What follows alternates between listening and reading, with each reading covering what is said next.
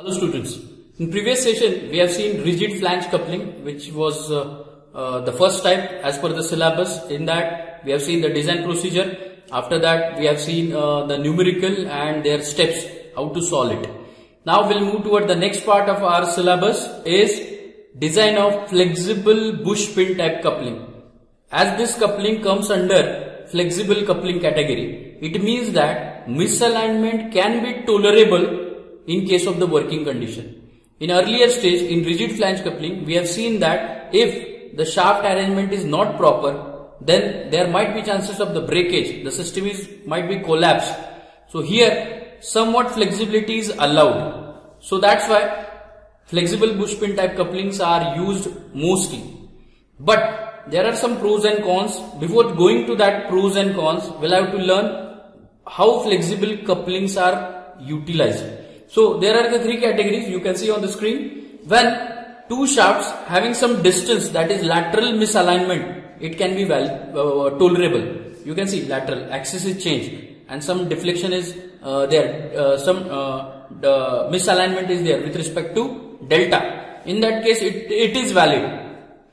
So in that case I can use a flexible bush pin type coupling. Second, if there is an axial misalignment, means the distance in between that is somewhat more, in that case it can be used where rigid flange coupling is not possible. Third one, if there is an angular misalignment. What angular means what? As like a hook joint. It can be having 0.5 degree angular movement will be possible and it can be tolerable for the design. So these are the basic three types where flexible bush pin type coupling is used. Now basically the why flexible bush pin type couplings are used. The reason few I have mentioned over here, that is deflection of shaft due to lateral forces. So this can be avoided by this flexible coupling. Then actually what happened, the misalignment will occur in the system. There is a misalignment because we cannot say the perfect system with proper alignment. There might be chances of the misalignment, and misalignment is occur due to the deflection of the shaft at the time of the rotation, then error in the shaft mounting at the due to the manufacturing, because suppose input shaft is manufactured by some another company and output shaft is manufactured by some another company, so there might be chances of the misalignment. So that is the reason of misalignment. Then use of two separately manufactured units, as I told you. Then thermal expansion at the time of the working, the motion transmission, there will be the generation of the thermal heat, and due to that expansion or contraction will occurs in the component. Due to that misalignment is possible. So these are the basic reason of the misalignment to misalignment, but this can be accommodated in a flexible bush pin type coupling very easily. So there are somewhat limitations and advantage I am going to tell you. Basically, as I told you, the lateral displacement, angular displacement is tolerable, but how much? So here I have mentioned over here that it can be tolerated 0.5 mm lateral displacement and 1.5 degree angular displacement is valid. Correct? Angular misalignment is valid. Beyond that it is not possible. There might be chances of the collapse of the system or breakage will occur. Then it will prevent shock from one shaft to another shaft. Of course, because of the flexibility, rubber bush is situated over there, and due to that reduction in the vibration occurs, so system get move smoothly. Third one, it is simple in design and construction is very simple because only few parts are there, as like shaft, keys, hub, flange and bush. Then some limitations are there, as like it is having high cost because rubber bush is there. We require that separate bush arrangement is there. So that's why the cost is more. Second thing, it required the large space, somewhat large as compared to rigid flange coupling. So this kind of the things are there in case of the limitation. So this will be the basic things. So we'll move toward the structure of the bush pin type coupling. You can see the structure. It is same as that of rigid flange coupling, but change, what is the change? I'll tell you. See, this is the shaft, key, hub, flange. Here, in case of rigid flange coupling, bolt is situated over here. That's why we have calculated the diameter of bolt and design of bolt. But here, instead of bolt, there is a bush, and bush is situated on a brass lining, and through which rubber bush are situated, and pin is helps to support that throughout the flanges.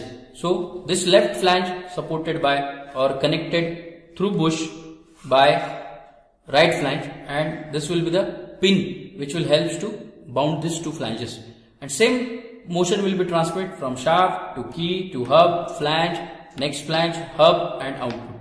Same, and the notations are also quite same. So see here, I have told you D is the diameter of the shaft, DH diameter of hub, D1 diameter of bolt in previous case, but right now D1 is nothing but diameter of bush, T1 same, protected rim thickness, T thickness of flange, LB length of bush. Here is the new term LB length of bush. This portion is LB. Now LH length of hub, PCD of bush capital D, total diameter DO I can say, and DB side view shows DB is diameter of bush 1, 2, 3, 4 whatever be the number of bush are situated over here. So side view the circle, key slot, then hub slot, then PCD of bush and outer diameter. So likewise structure is there. Only change is that instead of bolt we'll have to use a rubber bush. That is very important. Rubber bush we have to use. So this kind of the structure, and in exam you need to draw this structure and write the whichever be the calculation you have prepared, as like in previous session we have seen, specify the dimension. If in exam they will ask about the specify the dimension, it means we'll have to give the dimensions here, correct? Now some empirical relations are also here, same as that. DH diameter of hub, it is twice of D, same as previous one.